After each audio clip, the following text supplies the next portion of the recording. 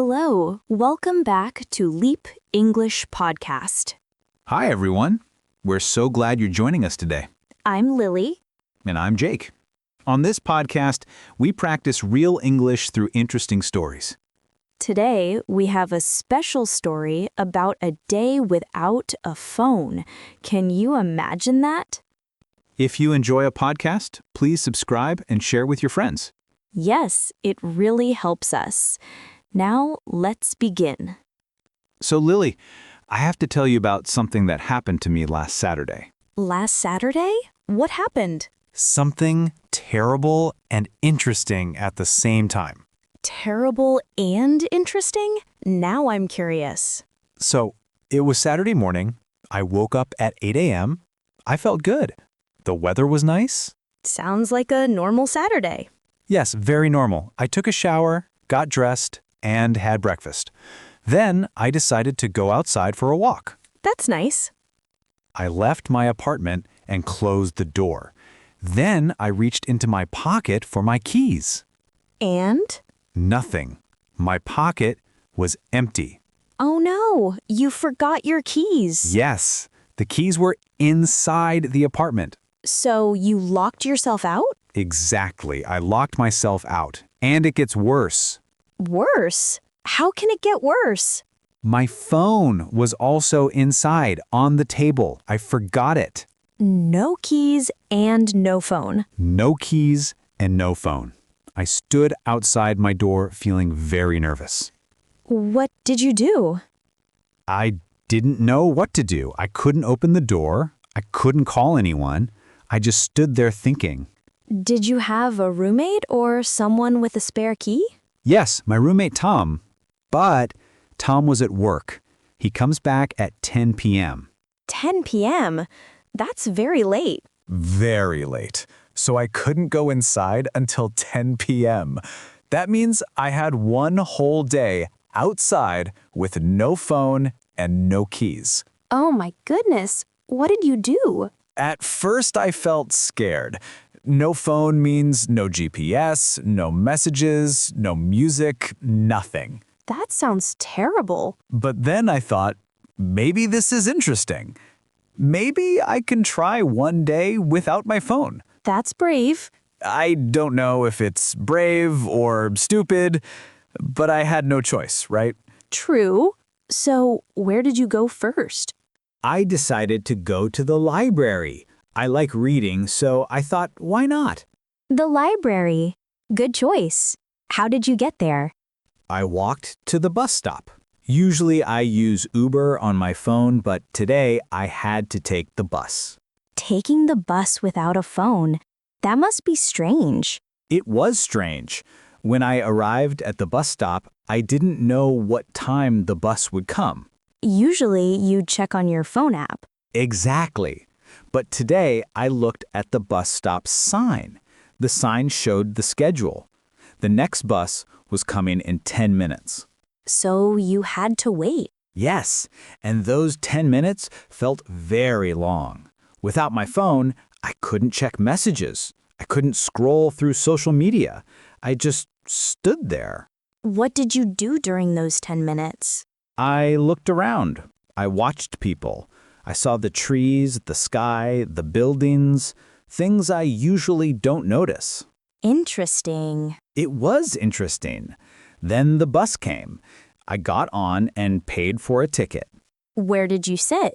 I sat near the window. And here's what I noticed. Everyone on the bus was looking at their phones. Everyone. Young people, old people. Everyone was staring at a small screen. But you had no phone. I had no phone. So I looked out the window. I saw the city passing by, the shops, the parks, the people walking. It was like watching a movie. That sounds peaceful. It was peaceful. I felt calm. No notifications, no messages, no stress. Just the view outside. How long was the bus ride? About 20 minutes.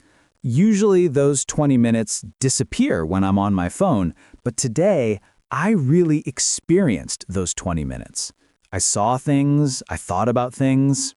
That's actually nice. So the bus arrived at the library stop. I got off. The library was right there, a big building with many windows. What did you do inside? I went inside. It was very quiet. People were reading, studying, working on computers.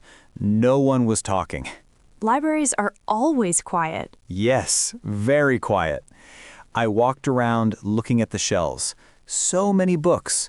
Books about cooking, travel, history, science, everything. Did you take a book? I took a book about cooking. I like cooking, but I never read cooking books. I usually just watch cooking videos on my phone. What's different about a book? The book was different.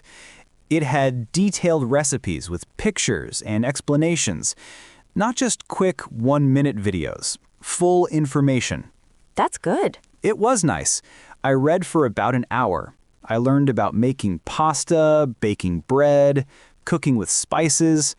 Without my phone, I could focus completely on the book. No distractions. No distractions, just me and the book. My eyes got a little tired from reading, so I decided to go somewhere else. Where did you go next? I decided to go to the beach. I love the beach, but I haven't been there in months. Why not? Too busy with work. And when I have free time, I just look at my phone. So I took another bus to the beach. How was it? When I arrived, I saw the sea.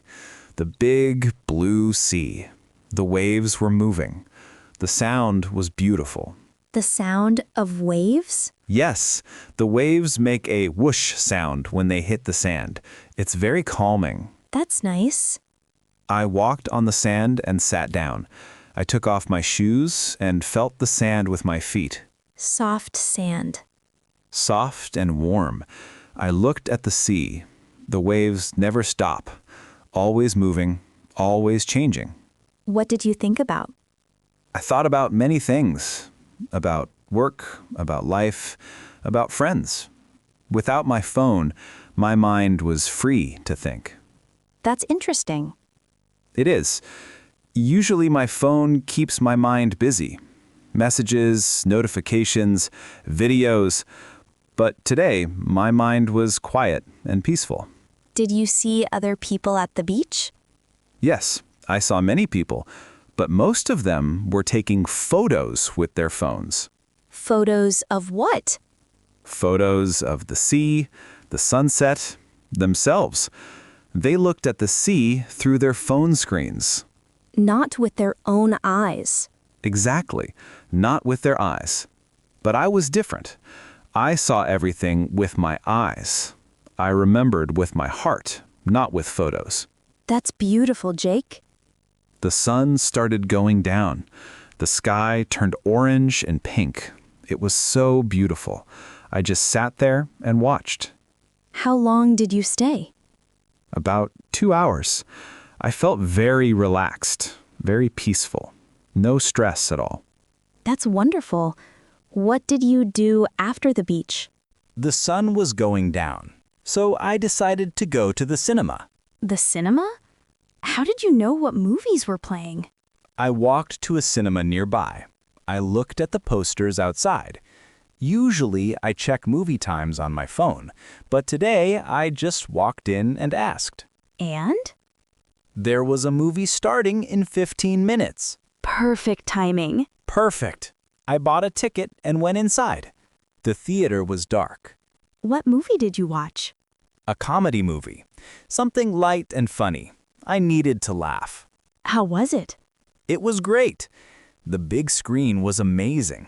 Much better than watching on a small phone screen. That's true. The sound was loud and clear.